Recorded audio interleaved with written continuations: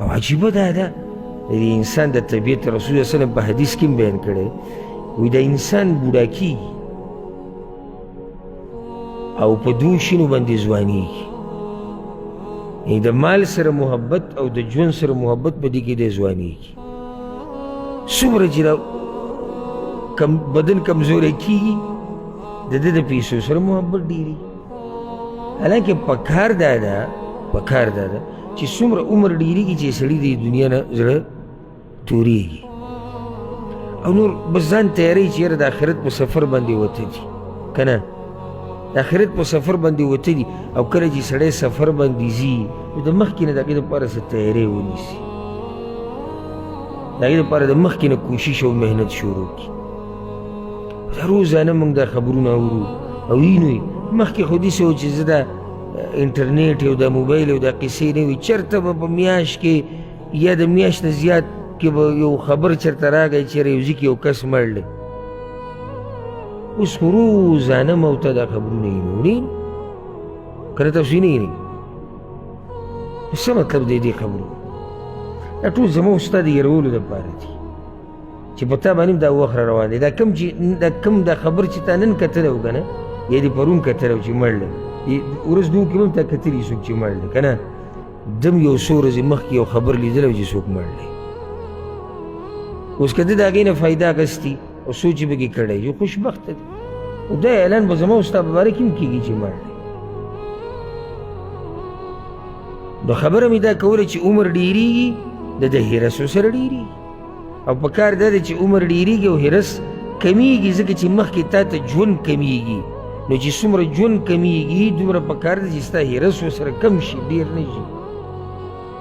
یعنې 50 کالو والا 80 کالو والا 40 کالو له حرص کوي، لیکن تا خو عمر تېر کړی ته نور حرص ته څه کوې؟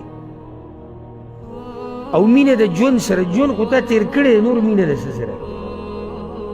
اوس کې ځوان هلک لګیا دی حرص کوي، یو سړی وایي زه د ده دا امید دی چې ما ته ژوند پاتې دی او زه به ژوند تېروم او زه به دا کوم غټې غټې منصوبې دي، خو دا سپین ږیری په څه دغه پروت دی.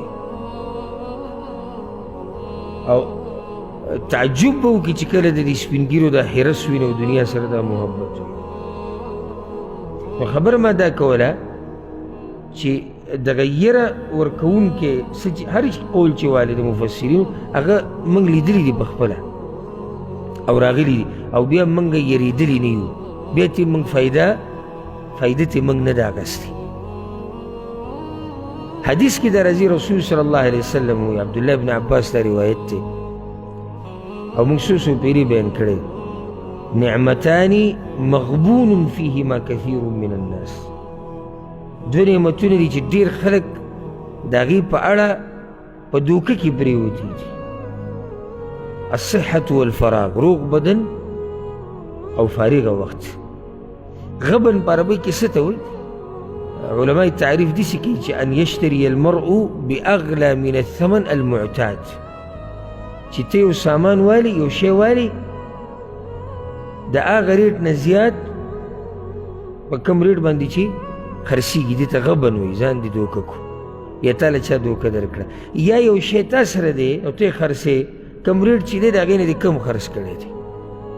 اوس یو سړی دی بدن یې روغ دی او فارغ هم دی، او په فارغه بدن کې، فارغه وخت کې او په روغ بدن کې د خپل آخرت برابر نه کو، نو غبن کې پرې نه وتو، نقصان یې وکړو که ویې نه کړو؟ لوی نقصان یې وکړو، ځکه چې بدن روغ دی، تا سره موقع ده که نه، فارغه وخت دی تا سره موقع ده، نه دې د فارغه وخت نه فایده واخیسته او نه دې د روغ بدن نه فایده وانخیسته. دې نه اخوا بل کوم غبن دی چې ما ته به څوک وایي؟ او ډېرو کسانو سره چې موږ کښېنو هغه دا خبره کوي، ارمان چې موږ دا کړی وی، ارمان چې موږ علم کړی وی، ارمان چې موږ دغه کار کړی وی او دا کړی، خو دې په غبن کې ځان اچولی و، په دوکه کې اچولی، دغه وخت په ده باندې راغلی و، دې ته یې فایده نه ده اخیستې. اوس که چا سره وي نو هغه له پکار دي چې د دې نه فایده ووایي، فارغه وخت او روغ بدن.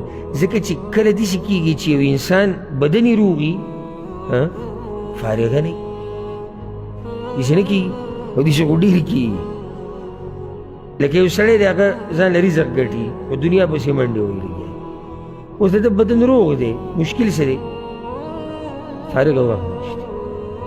او کله داسې کېږي چې انسان فارغه دی خو بدن یې روغ دی. نو چې الله د روغ بدن در کړی دی او فارغه وخت در کړی دی نو د دې نه فایده واخله. او ځکه حدیث کې دا راځي څو پیرې موږ بیان کړی دی، امام طبراني امام بزار راوړی، معاذ بن جبل رضی الله عنه مشهور روایت دی، رسول صلی الله علیه وسلم وی چې د یو انسان قدمونه د قیامت په ورځ د الله د مخې نه خوځېدی نه شي چې څو پورې حتی یسأل عن 4 خصال، چې د څلورو خبرو د ده نه تپوس نه شي. عن عمره فيما افناه، چې د عمر ده په څه کې لګولی، د تپوس اولنی تپوس تا نه کېږي. دغه څلورو تپوسونو کې رسول صلی الله علیه وسلم د اولنی ذکر کړی. ته به څه جواب ورکړې؟ ما به څه کې ختم کړی شو؟ په ډوډو کې، په خوراکونو کې، او ښځو سره او بچو سره او عیش او عشرت کې دې ختم کړی، ته به دې باندې کامیاب شي. عن عمره فيما افناه، عمر دې په څه کې ختم کړی؟ دقه عمر دې وخت ته وایي چې نن زه خبره کوم تاسو ته رېږي، او کوم ملګري چې موږ سره دلته ناست دي داسې ته محسوس کا یا څوک چې زما دا خبر اوري چې تا نه اوس دا تپوس کېږي چې تا د خپل عمر په څه کې تېر کړی، او ته ځان له جواب ورکړه. ځان نن چې د شپې لاړې دا کار به وکړې، نن چې د شپې وده کېدی که نه، نو دا سوال به د ځان نه وکړې چې تا د خپل ژوند په څه کې ختم کړی دی. څه ژوند خو تا تېر کړی دی که نه؟ که نه اوس پورې څه نه دي تېر کړي؟ تا اوس څه تېر کړي شاته؟ ډېر هم تېر کړي دي، لږ پاتې دي، یقیني هم تېر کړی دی، شکي پاتې دی.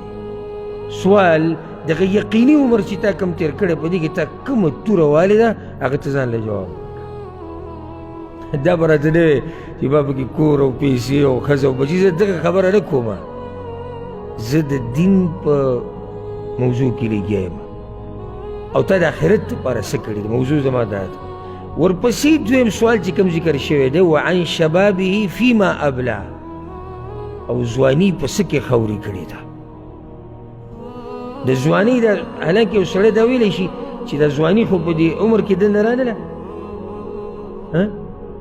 راله پکې که نه، خو د دې ځوانۍ خاص تذکره په دې کېږي ځکه چې په ځوانۍ کې هغه څه کېږي چې هغه د عمر په بله برخه کې نه کېږي.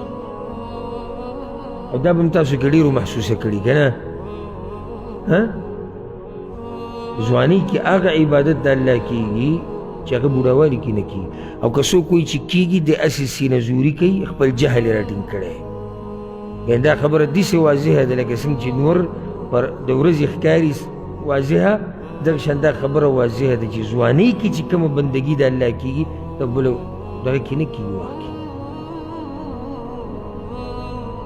لکه نږدې ورځو کې ښه مثال دا و، روژه کې به د تفسیر درس کېده، ماسپښین نه مازدیګره پورې دا ناسته ده د ځوان او د بوډا یو شی نه، فرق کې د بیمار او د روغ یو شی نه، فرق کې او د مصروف او د فارغ یو شی فرق کې نه کې. ځکه نعمتونه دي چې په هغه وخت کې ته فایده واله، او حدیث ته راځم که موقع میلاو شوه چې 5 خبرې د 5 نه مخکې غنیمتونه، دغه نعمتونه موږ تا ته ووایو چې نن ستا بدن روغ دی، سبا د هېڅ پته نه لګي، نن د سره مال شتي، سبا ګوره هېڅ پته نه لګي، نن د سره فارغه وخت دی، سبا پته نه لګي. او مؤمن دا قصې نه کوي چې زه به سبا کوم، زه به بل سبا کوم. عبدالله بن مسعود رضی الله عنه یو ناشنا خبره کړې ده، یعنی د هغوی د خبرو کې سړی سوچ وکړي څه عجیبه مخلوق الله پیدا کړی